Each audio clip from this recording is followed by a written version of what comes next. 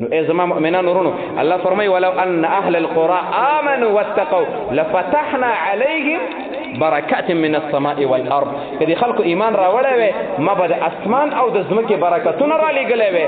اسمان نه الله باران وروي او د ځمکې نه الله فصلونه کوي. اسمان نه د خیر تقدیر راځي. په دې خلکو به عذابونه نه وي، په دې خلکو به انقلاب نه وي، په دې خلکو به د کافرو زور نه وي. او د ځمکې نه الله رب العالمین معدنیات درکوي، اوبه درکوي، جومات له ځای درکوي، کور له ځای درکوي. دا ځمکه ستا نه څوک په زور نه قبضه کوي. الله د اسمان او ځمکه تابع کړي. ای مؤمنان ورونو څوک چې غواړي چې الله سره قدر پیدا شي ایمان بنیادی شي. هیر ایمان در تازه. الله اکبر. الله فرمایي ولې مې دا مخکې خلک هلاک کړل.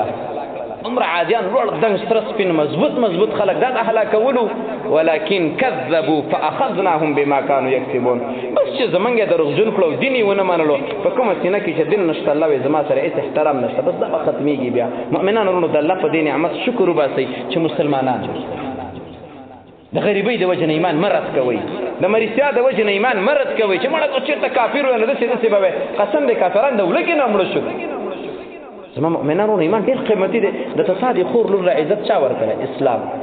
د ستا مرګ ولې حرام دی؟ تا کې اسلام دی. د تا نه مال په زور اخیستل ولې حرام دی؟ په تا کې اسلام دی. د کافر ته بمې ښودنه ولې جایز ده؟ په ده کې اسلام نشته دی. د کافر په زوی باندې شرع آبادونې ولې دي؟ ځکه په ده کې اسلام نشته دی. د کافر لور ولې وینځي کېږي؟ ځکه په ده کې اسلام نشته. الحمدلله علی نعمت الاسلام. یا الله په دې ډېر شکر دی چې موږ دې بغیر د عارضې او د درخواست نه مسلمانان پیدا کړي. خو ویرېږي به چې چېرته مړه بې ایمان خاتمه ډېر مهم شی دی. نو زما عزتمندونو اولا شی زموږ سره ایمان دی چې کومو خلکو کې ایمان وي او دې خبرو ته فکر وي او توجه وي الله په دې باندې باران کوي.